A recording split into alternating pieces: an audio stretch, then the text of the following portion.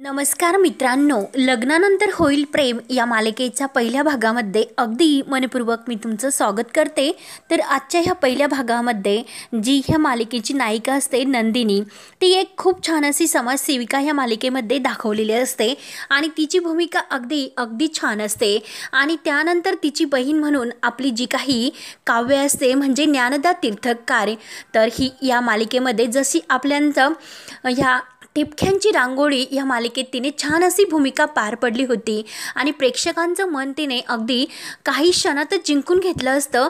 तर ती आवडती आपली जी काही काव्या ह्या मालिकेमध्ये भूमिका करीत आहे नायिकाची, म्हणजे आपल्या नंदिकाची छोटीशी बहीण। आणि आता जो देवीचा स्तोत्र असतो तर म्हणून झाल्यानंतर, देवीचा मंत्र म्हणून झाल्यानंतर आपली नंदिनी मनोभावाने देवीला प्रार्थना करते आणि तोच नंदिनीचे आई बाबा नंदिनीचं खूप कौतुक करत असतात, कारण नंदिनी असते तितकी गोड। देवीची ही अगदी मनोभावाने सेवा करणारी आणि एक समाज सुधारकांसाठी सेवा करणारी, कायम सर्वांसाठी झटणारी, प्रत्येकावरील संकट आपल्यावर ओढून घेणारी अशी ही समाजसेविका नंदिनी असते।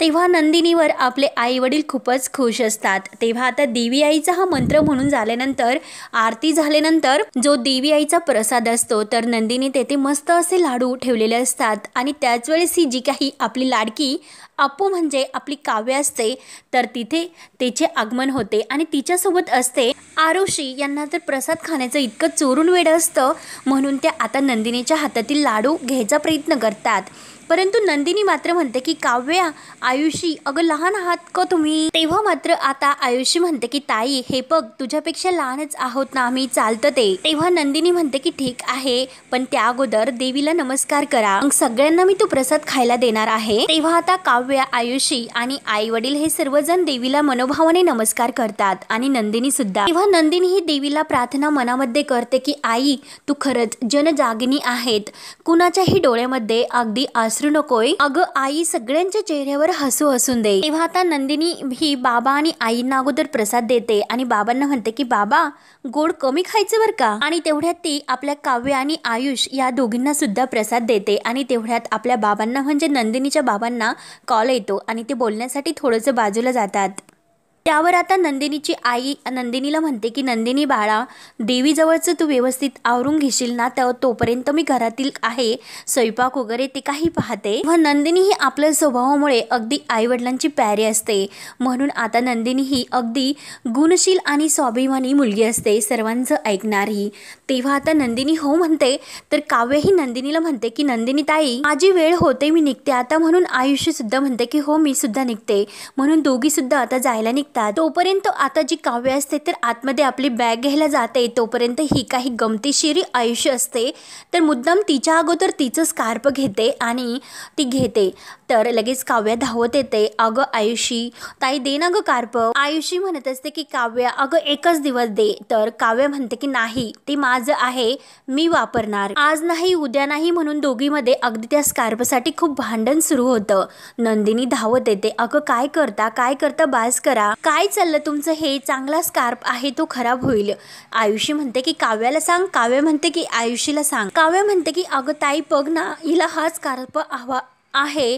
तेव्हा मात्र आता नंदिनी म्हणते की आरू, तेव्हा लगेच आरू म्हणते की हो, म्हणजे बॉयफ्रेंडने हिच्या स्कार्फ दिला का हिला? तेव्हा नंदिनी म्हणते की हे बघ आरू, अगं काव्याचा कोणीही बॉयफ्रेंड नाही, मला माहिती आहे, आणि जरी असला तरी ती मला सांगितल्याशिवाय काही राहणार नाही, त्यामुळे आता बॉयफ्रेंड वगैरे काही नाही, बाद झाली तुमच्या दोघींची नाटकं, तिचा स्कार्फ आहे तिला वापरून दे, आणि जर ती नाही म्हणाली, कपाटात जर तो पडून असेल, माझा घे आणि जा, तुला उशीर होतोय, तर आरू काही ऐकायला तयार नसते। आरू म्हणते की नाही, मला हा स्कार्फ लागतो। तेव्हा काव्य हसते, काव्य म्हणते की अगं ताई, तिला तुझा स्कार्फ नकोय, कारण तिला माझा स्कार्फ लागतो, कारण का, तिला मला त्रास द्यायचा, म्हणून आपल्या मॅडम तर अशाच आहेत, तुला तर माहितीच आहे। तेव्हा आता नंदिनी हसते तर आरू म्हणते की हो, तुम्ही दोघी कायम एकत्रच येतात आणि मला एकटीला एकटं पाडता, अगदी सारख्याच आहात तुम्ही, काय करणार, तुमच्यापेक्षा लहान आहे ना मी बिचारी। तर नंदिनी म्हणते लहान वगैरे काही नाहीस बर का, तर काव्य म्हणते की लाडोबा। तेव्हा आरू म्हणते की ठीक आहे, मी गेले आता। तर नंदिनी सांगते, अगं बाळा गेले नाही, अगं आले असं म्हणायचं असतं. तेव्हा आरू म्हणते की हो येते मी, आणि आता आरू निघून जाते सो स्कार्फ घेऊन. तेव्हा आता काव्य म्हणते की नोटंकी कुठली, आणि त्याच वेळेस आता काव्याचा जो बॉयफ्रेंड असतो जीवा, तर त्याचा तिला कॉल येतो आणि नंदिनी तेथे असते. तर काव्य म्हणते की हा पण केव्हा पण कॉल करत असतो, म्हणून ती आता नंदिनीला म्हणते की आता ताई मी लगेच निघते. तेव्हा नंदिनी तिचा हात धरते आणि नाही, कुठे जाते तू मला सांग बरं अगोदर, आणि काय ग. तेव्हा मात्र आता काव्य थोडीशी अशी कावरी बावरी होते, आणि हे बघ काव्य आरू होती त्यामुळे मी तुला काही बोलले नाही, आणि हे बघ माझ्यापासून काही लपून नाही राहत. तेव्हा काव्य मुद्दाम थोडं खोटंसं बोलते की अगं ताई मी तुझ्यापासून कशाला काय लपवेल, अगं मी माझी मैत्रीण शिविका आहे ना तिला भेटायला चालले, आणि मुळातच अगं हिंदी सिनेमात जसं दाखवतात ना तसं असं पळून जाऊन लग्न वगैरे नाही करणार मी, नको तू टेन्शन घेऊ. तेव्हा आता ती नंदिनीलाच म्हणते की ताई साहेब अहो उलट तुमचं काही जर असेल तर माझ्यापासून मात्र ते लपून ठेवू नका, एकतर माझ्यापासून काही लपून हे राहतच नसतं. तेव्हा नंदिनीला हसायला येतं. नंदिनी म्हणते की खरंच किती आगाऊस आहे ग काव्य. तेव्हा आता काव्य म्हणते की अगं ताई साहेब काय हो तुम्ही इतक्या नटून थटून कुठे चाललात. तेव्हा नंदिनी म्हणते की विसरलीस का आज गीताच्या मुलीचं बारसं आहे. तर काव्य म्हणते की हो अगं मी एक काम करते, म्हणजे लिस्ट मी काढूनच ठेवलेली आहे नावांची, ती तुझ्याकडे देते. तेव्हा नंदिनी म्हणते की हो हो लक्षात आहे ग माझ्या, आणि तेवढ्यात आई आणि बाबा तिथे शेजारी येतात, या दोघींचं बोलणं ते ऐकत असतात. तेव्हा आता काव्य बाय करून निघून जाते. तेव्हा आता नंदिनी म्हणते की हो हो बाबा आणि आई मी सुद्धा आवडते म्हणून ती आज जाते. तर आता बाबा विचारतात आईला काय ही गीता म्हणजे नंदिनीची मैत्रीणच ना.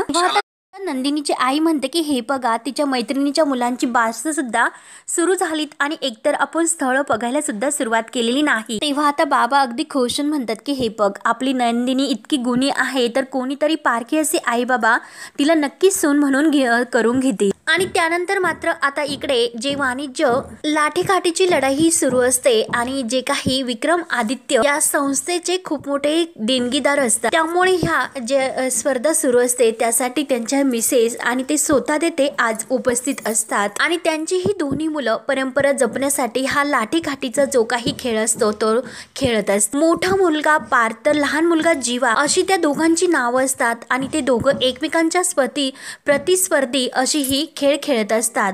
या दोन भावामध्ये चाललेली ही जबरदस्त लाठीकाठीचा जो काही खेळ आहे तो आजी इतका रंगलेला असतो. त्यांची पिढी ही शिकून बिझनेसमध्ये उतरली तरी सुद्धा त्यांनी आपली परंपरा जपण्यासाठी ते या कार्यक्रमासाठी म्हणजे या स्पर्धेसाठी आवर्जून उपस्थित राहतात. मग त्यांच्यासाठी आपण विशेष टाळ्या वाजल्याच पाहिजे असे अनाऊन्स करून सांगितले जात असतात, आणि त्या दोघांना अगदी ही स्पर्धा खेळण्यासाठी प्रत्येक जण त्यांना चेअरअप करत असतात. तेव्हा सर्वजण अगदी त्यांचा खेळ अगदी आनंदाने पाहत असतात, त्यांना टाळ्या अजून चेअरअप करत असतात. तेव्हा एक छोटीशी मुलगी असते तर ती जयाताईला म्हणते की जयाताई अगं या दोघांकडे जर बघितलं तर मला कळतच नाही की नक्की या दोघात कोण जिंकेल ते. आज मात्र आपला जीवादादा जिंकायलाच हवा. दोघेही एकमेकांना अगदी कणाकणाने भारी असतात, आणि तेव्हा तेथील एक मुलगी असते तर ती म्हणते की काही झालं तरी आता पार्थ दादा जिंकायला हवा, आणि बघूयात ही मानाची लढाई कोण जिंकते ते असे अनाऊन्स करून सांगितले जात असतात. तेव्हा आता या कटाकटीच्या काठीच्या सामन्यामध्ये आता हा सामना जिंकलेला असतो की विक्रम आदित्य यांचे सुपुत्र जीवा देशमुख यांनी म्हणजे उर्फ तन्मयी देशमुख यांनी. सर्वजण अगदी आनंदाने टाळ्या वाजवतात, परंतु कुणालाही माहिती नसतं की जो पार्थ असतो त्याने आपल्या भावाला जिंकून दिलेलं असतं. तेव्हा आता अनाऊन्स करून सांगितले जातं की त्यांना आव्हान होतं की विक्रम आदित्य यांचे थोरले बंधू पार्थ देशमुख यांचं. सर्वजण अगदी आनंदाने टाळ्या वाजवतात. तेव्हा मात्र आता हा जीवा असतो तो जोरात अशी काठी आदळतो, परंतु खेळाच्या मैदानातही जरी एकमेकांच्या विरोधात असले परंतु एकमेका वाचून न होणारे हे दोन जीवा भावाचे अगदी सख्खे मित्र आहेत आणि सख्खे भाऊ सुद्धा. तेव्हा आता जीवा आपल्या पार्थ दादाला हात देतो आणि त्याला उठवतो, त्यामुळे आता सर्वजण त्यांच्यासाठी अगदी जोरदार टाळ्या वाजवतात. तेव्हा आता खेळ झाल्यानंतर आता जे आई वडील असतात म्हणजे विक्रम आदित्य आणि त्यांच्या मिसेस हे आपले पार्थ आणि जीवा यांच्या दोघांच्या जवळ येतात. त्यांना आता ते दोघेही पाया पडतात, तर आता ही त्यांचं कौतुक करत असतात. ते आता यांचं दोघांचं कौतुक करत असतात की अरे आपण गावावरून शहरात आलो तरी आपले ह्या मातीशी कसं घट्ट नातं आहे हे तुम्ही आज दाखवून दिलं, आणि देशमुखांच्या रक्तामध्ये कसं वीर आणि शौर्य आहे हे मात्र आज तुम्ही दोघांनी दाखवून दिलं. तेव्हा त्यांची आई म्हणतात की खरंच आज आपण ह्या शाळेच्या अंगणात उभे आहात, म्हणजे सरस्वती देवीचा आशीर्वाद तुम्ही घेतला, तिच्या दारी तुम्ही सेवा रुजू केली, असेच कायम दोघेही विनम्र राहा। तेव्हा आता विक्रम म्हणतात की अरे तुमची वसू आत्या आहे ना घरात सर्वात वडीलधारी, जा बरं त्यांच्या पाया पडा। म्हणून आता दोघेही आत्याच्या पाया पडतात आणि जी मंजू आत्या असते तिच्या सुद्धा पाया पडायला लावतात। मग ते दोघेही त्या दोघींचा आशीर्वाद घेतात। तेव्हा आता पार्थ म्हणतो की बाबा मला साईटवर जायचं, त्यामुळे आता मी फ्रेश होतो। तेव्हा आता जीवा सुद्धा म्हणतो की ऍक्च्युली माझी सुद्धा क्लायंट सोबत एक मीटिंग आहे, मी सुद्धा चेंज करून निघतो। तेव्हा आता ते दोघेही निघून जातात। तर इकडे नंदिनी तयारच होत असते आणि तिच्या त्या होम मधील एका बाईचा कॉल येतो आणि आपल्या जी घरा म्हणजे असं जिथे राहतात ना तेथे त्या फ्लॅटमधील एक बाई तिने स्वतःला कोंडून घेतलेलं असतं आणि ती आत्महत्या करणार असतं असं नंदिनीला फोन करून सांगितलं जातं। आणि ती बाई म्हणते की नंदिनी अगं त्या तुझ्याशिवाय कुणाला काही ऐकणार नाही, त्यामुळे तू पटकन ये। तर नंदिनी म्हणते की ठीक ठीक आणि बोलत बोलत ती बाहेर येते आणि जोपर्यंत मी येत नाही तोपर्यंत तिला तुम्ही बोलायला गुंतून ठेवा, मी लगेच आले म्हणून नंदिनी फोन ठेवते। तेव्हा बाबा विचारते काय ग नंदिनी काय झालं, कुठे निघालीस इतकी अचानक? तेव्हा नंदिनी सांगत असते की बाबा आपल्या होममध्ये इमर्जन्सी आली, मला निघावे लागेल। तेव्हा आता आई म्हणते की अगं बाळा थोडंसं तरी खाऊन घे। नंदिनी म्हणते की नाही आई येते मी। तेव्हा बाबा म्हणतात की हो नंदिनी सावकाश जा आणि नंदिनी लगेच घाईने निघून जाते। तेव्हा आता लगेच आई वडील म्हणतात की खरंच नंदिनीचं काही करत नाही, ती स्वतःचा कधी विचार करत नाही। त्यानंतर मात्र आता इकडे जो पार्थ हारलेला असतो तेव्हा ती जी वसू आत्याची मुलगी असते तर ती म्हणते की बघितलंस का आई, पार्थ हा मुद्दाम जीवासाठी हरलेला आहे, तो स्वतःहून कधी हरलेला नाही। तेव्हा आता जे पार्थ आणि जीवा असतात तर ते बाजूला येतात। तेव्हा जीवा त्याला म्हणतो की दादा एक मिनिट, आता खरं खरं सांगायचं की तू मुद्दाम स्वतःहून हारलास ना, मी जिंकावं यासाठी? तेवढ्यात त्यांचा छोटा भाऊ येतो आणि छोटा भाऊ हा म्हणत असतो की हे बघ आपण लिंबू टिंबू आहोत, त्यामुळे आपला पार्थ दादा मुद्दाम हारतो आणि आपल्याला जिंकून देतो। म्हणून त्या दोघांमध्ये आता भांडण सुरू होतं। जीवा म्हणतो की थांब रे दे रे याच्या हातामध्ये काठी, बघतोस याच्याकडे। तेव्हा पार्थ हा लगेच त्या दोघांना भांडायचं थांबतो आणि हे बघा जीवा मी तुझ्यासाठी काही करायला तयार आहे, इकडचा जीव मी तिकडे सुद्धा करायला तयार आहे, तुझ्यासाठी मी जीव सुद्धा देऊ शकतो। तेव्हा लगेच तो छोटा म्हणतो की काय रे माझ्यासाठी काहीच नाही। तेव्हा आता पार्थ त्या दोघांना एकत्र घेतो आणि तुझ्यासाठी तर आम्ही एकटाच नाही तर दोघे आहोत, दोघेही तुझ्यासाठी जीव काढून देऊ, कारण तू आमचा शेंडीफळ आहेस ना। जीवा म्हणतो की कळलं का शेंडीफळ? तेव्हा आता तो म्हणतो की चल बास कर। तेव्हा पार्थ म्हणतो की चल चल मला आता आवरून साईटवर जायचं आणि तुला क्लायंटकडे जायचं। तेव्हा आता इथे सुद्धा तिघे जण असतात आणि तिकडे सुद्धा तिघे जणी त्या बहिणी बहिणी असतात। इकडे हे भाऊ भाऊ, सर्वात मोठी नंदिनी असते तर त्या दोघींना समजावून घेते आणि इकडे हा जो काही पार्थ असतो तर या दोघांना तो समजावून घेत असतो। जोड्या मात्र खूप छान असतात। तेव्हा पार्थ त्या दोघांना म्हणत असतो की एकाने क्लायंटवर जा आणि छोट्याला म्हणतो की तू आता कॉलेजला दांडी वगैरे मारू नकोस। त्यावर इकडे वसू आत्या सुद्धा अगदी ह्या तिघांचं खूप कौतुक करत असते, म्हणजे माझे तिघेही भाचे अगदी फक्त कर्तबगार नाही तर त्यांचं जमिनीशी आसमान असं नातं अजून सुद्धा टिकून आहे, जसं मागाशी तू म्हणाला होता अगदी तसं। तेव्हा आता त्यांची आई म्हणत असते की मी तर स्वप्नात सुद्धा विचार करू शकत नाही की पार्थ आणि जीवा एकमेकांशी भांडतात, इथे मात्र अगदी अटीतटी। तर वसू आत्या म्हणते की मग भाचे कोणाचे आहेत? तेव्हा त्यांची आई म्हणते की हो हे मात्र खरं आहे, जीवा अगदी तुमच्यावर गेला, अगदी वर चढ, त्यामुळे मला त्याची काळजी नाही वाटत, पण आपला पार्थ मनात काय चालू आहे हे त्याच्या ओठावर सुद्धा नाही येत, ओठावर कशाला कधी चेहऱ्यावर सुद्धा तो नाही दाखवत। तेव्हा मात्र आता दुसरी आत्या म्हणते की अगं आपलं काय, आपण तर त्याला ओळखू शकतो, परंतु आता मात्र त्याचा हा स्वभाव निभावावा लागेल त्याच्या बायकोला, न बोलता त्याच्या मनातील ओळखणारी सर्व गुणी मुलगी शोधावी लागेल वहिनी त्याच्यासाठी। तेव्हा जी आत्याची मुलगी असते ती थोडीशी लाजत असते कारण ती पार्थवर प्रेम करत असते। तर आता जी पार्थची आई असते ती म्हणते की हो ना आता तर अशी मुलगी शोधावीच लागेल, पण अशा मुलगी मिळणं खूप कठीण असतं। त्यानंतर आता इकडे नंदिनी घाईने निघते, परंतु रिक्षा काही ती ॲटो चालू होत नसते। तेव्हा ती त्या दादांना म्हणत असते की अहो जरा घाईत करा पटकनी, काय होतं? तेव्हा आता मात्र इकडे तिला परत कॉल येतो आणि ती आता रिक्षाच्या खाली उतरते आणि नीता मला सगळं काही अगदी व्यवस्थित सांग की नक्की काय झालं, कुणामुळे आपली नीता आत्महत्या करते? तेव्हा आता कुशलमुळे? काय कुशलमुळे? अगं पण ते दोघं तर एकमेकावर प्रेम करतात। बरं एक मिनिट मी तेथे पोहोचते, तिला फक्त बोलतं ठेव, तुमच्याशी बोलत राहून दे तिला, लगेच आले मी, आणि जमलं तर सरळ दार सुद्धा तुम्ही तोडून टाका पण तिला वाचवा, काही झालं तरी मी लवकरात लवकर पोहोचण्याचा प्रयत्न करते। आणि त्याच वेळेस आता हा जीवा आपल्या बाईकवरून अगदी धाव वेगाने चालत असतो आणि तो नंदिनीच्या समोर येतो। तेव्हा ती जोरात अशी ओरडते की अरे, जीवा थोडासा पुढे जातो आणि गाडी थांबवतो। तो कट मारून गेलेला असतो म्हणून तो आता थांबतो आणि सॉरी असं वर हात करून म्हणतो तर आता तो निघून जातो. नंदिनी म्हणते की अगोदर तर कट मारायचंच कशाला आणि नंतर सॉरी म्हणायचंच कशाला. म्हणून असं करता करता घाईत ती पार्थच्याच गाडीत बसते आणि सॉरी असं परत म्हणते. तेव्हा पार्थ म्हणतो की अहो काय हे, तुम्ही माझ्या गाडीमध्ये का बसलात, माझी ही पर्सनल गाडी आहे.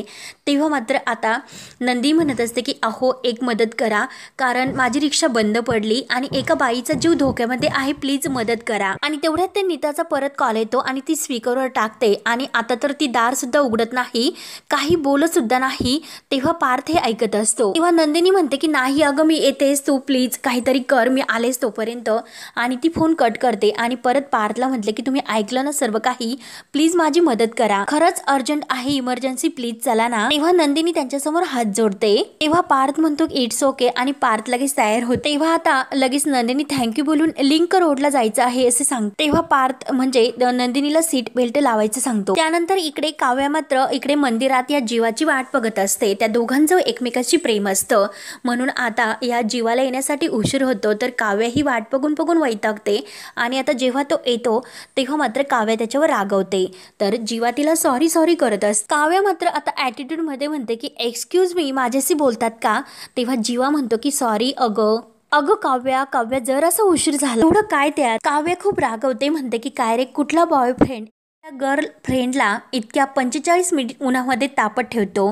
तेव्हा जीवा अगदी कान पकडून सॉरी सॉरी म्हणत असतो. अगं मी सकाळी लवकर निघलो होतो. तर लगेच ही काव्या पुढचं म्हणते की ट्रॅफिकमध्ये अडकला असेल आणि त्यात तुझी बाईक म्हणजे अगदी अशी दम काढत काढत आली असेल आणि त्यात कोणीतरी असं तुला आडवं आलं असेल मध्ये कोणीतरी.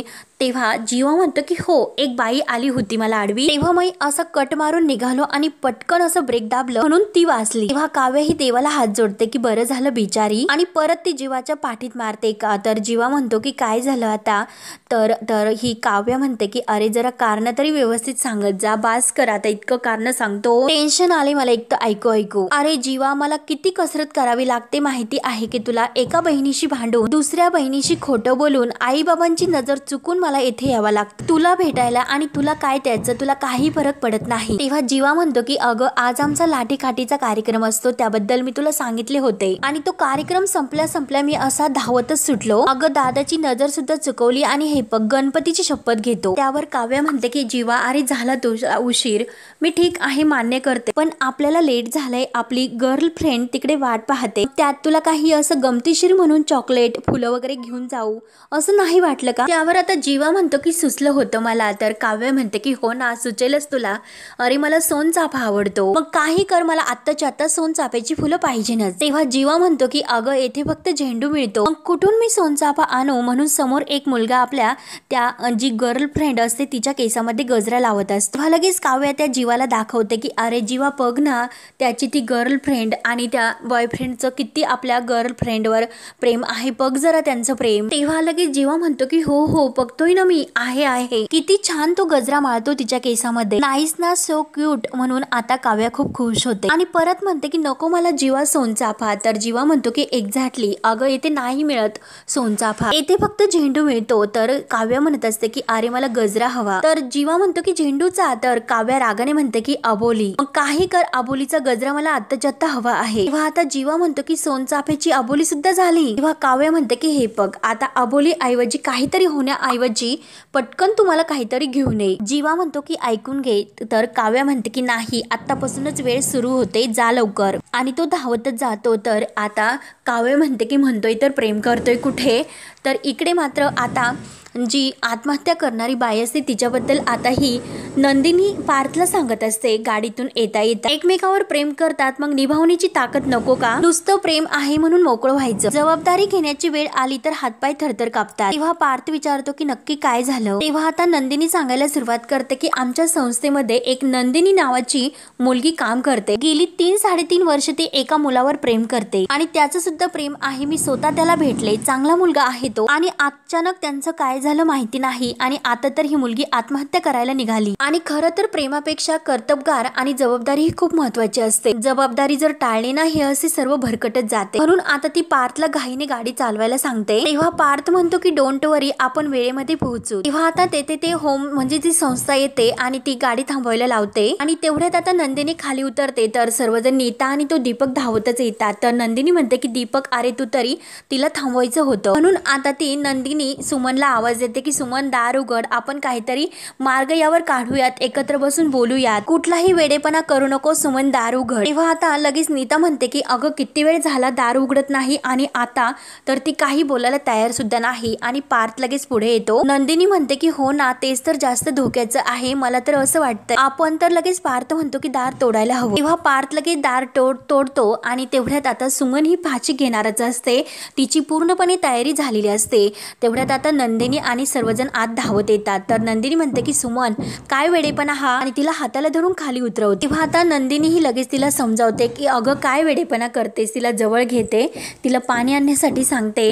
तेव्हा आता ही सुमन खूप रडत असते। तेव्हा आता नंदिनी तिला म्हणते की तुम्हाला प्रॉमिस कर की असा वेडेपणा तू कधीही करणार नाही म्हणून। तेव्हा सुमन म्हणते की मग मी काय करू हे बघ, कुशल लग्न करतोय। तेव्हा आता श्री गणेश मंदिरात तो लग्न करत असतो, हे लगेच ते कार्ड दाखवते। तेव्हा सुमन म्हणते की हो कुशल आज लग्न करतोय, ते पण दुसऱ्या मुलीशी गणेश मंदिरात। तेव्हा आता नंदिनी म्हणते की अगं गेल्या 3 वर्षापासून एकमेकांवर तुम्ही प्रेम करता। तेव्हा सुमन म्हणते की अगं घरच्यांच्या प्रेशर पुढे तो हरलाय। तेव्हा नंदिनी म्हणते की म्हणजे स्वतःच्या मर्जीने तो लग्न नाही करत, तर सुमन रडत नाही म्हणते घरच्यांना घाबरून तो लग्न करतोय। तर नंदिनी म्हणते की हो बस, आणि म्हणून तू जीव द्यायला निघालीस का? अगं जीव देण्याने प्रश्न नाही सुटणार, वेडी मुलगी आहेस तू, बरं मला सांग की अजूनही त्याचं तुझ्यावर प्रेम आहे का? तर सुमन म्हणते की हो त्याचं तर माझ्यावर प्रेम आहे, पण त्याचे घरचे। तर नंदिनी म्हणते की ते सो सुमनला विचारते की तुझी अजून सुद्धा त्याच्याशी लग्न करण्याची इच्छा आहे का?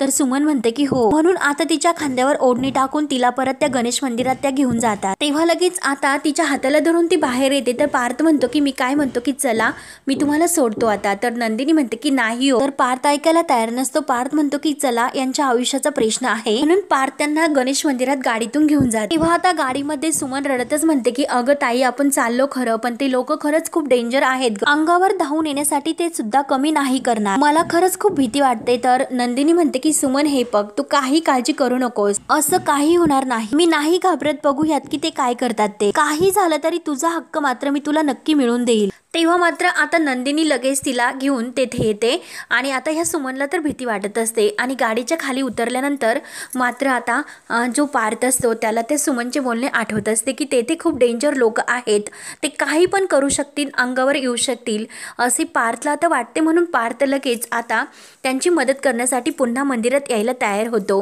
परंतु आता नंदिनी जेव्हा जात असते तर जेव्हा तो म्हणजे जीवा असतो तर तो अबोलीचा गजरा घेऊन आपल्या काव्यासाठी येत असतो आणि नंदिनीच्या धक्क्याने तो गजरा खाली पडतो।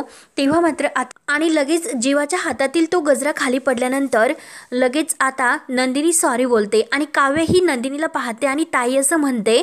तर जो पार्थ असतो तो सुद्धा जीवाला येथे पाहतो आणि तो म्हणतो की जीवा। तेव्हा जीवा हा जोरात ओरडतो की हॉट सॉरी, आणि काव्य आता लगेच तेथून निघून जाते, म्हणजे तिला आता नंदिनीची भीती वाटलेली असते। आणि पार्थ लगेच इकडे पुढे येतो आणि इकडे मात्र आता त्या जो काही कुशल असतो त्याचं दुसऱ्या मुलीबरोबर लग्न होतं असतं आणि नंदिनी सुमनच्या हाताला धरून तिला तेथे घेऊन येते आणि हे लग्न थांबवा असे म्हणते। तेव्हा आता नंदिनी हे लग्न येऊन मोडते। हा भाग येथे संपतो। पुढील भागामध्ये नंदिनी ही सुमनच्या हाताला धरते आणि सर्वांना म्हणजे तेथील जे कुशलचे आई वडील असते आणि जे मंडळी आलेले असतात त्यांना म्हणते की माफ करा, हे लग्न नाही होऊ शकत, तर हे लग्न झालं तर एका वेळी 3 आयुष्य उद्ध्वस्त होतील। तेव्हा आता लगेच तो माणूस पुढे येतो आणि नंदिनीवर धावून जातो की आमच्या शुभ कार्यात मोडतळा घालण्यासाठी तुला कोणी पाठवलं?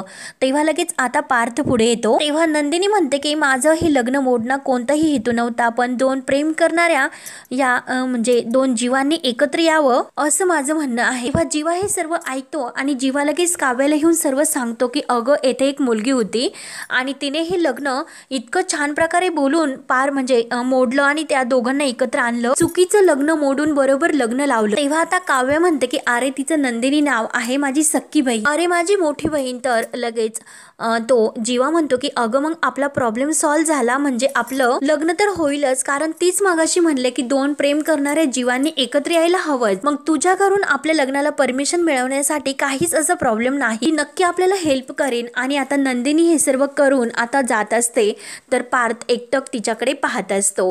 तेव्हा आता पुढे काय काय होत राहणार हे पाहण्यासाठी आपल्या चॅनलला नक्की सबस्क्राईब करत राहा। धन्यवाद।